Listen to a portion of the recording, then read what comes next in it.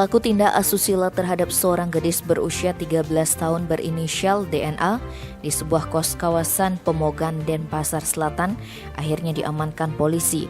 Pelaku merupakan seorang pemuda bernama Agung yang berusia 19 tahun.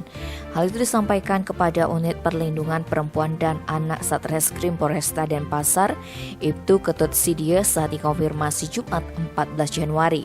Ibtu Sidia menerangkan penangkapan dilakukan Rabu 12 Januari atau sehari setelah kasus ini dilaporkan orang tua korban LR. Agung diamankan di kos yang menjadi tempat kejadian perkara itu.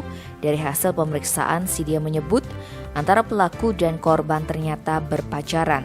Awalnya mereka berdua berkenalan melalui aplikasi WhatsApp, kemudian DNA diajak mampir ke kos hingga terjadi persetubuhan pada Rabu 15 Desember 2021 sekitar pukul 20.30. Walaupun sebelumnya ramai diberitakan korban diancam dan diperkosa, perwira Balok 2 di Pundak itu mengatakan hubungan badan terjadi tidak dengan unsur paksaan.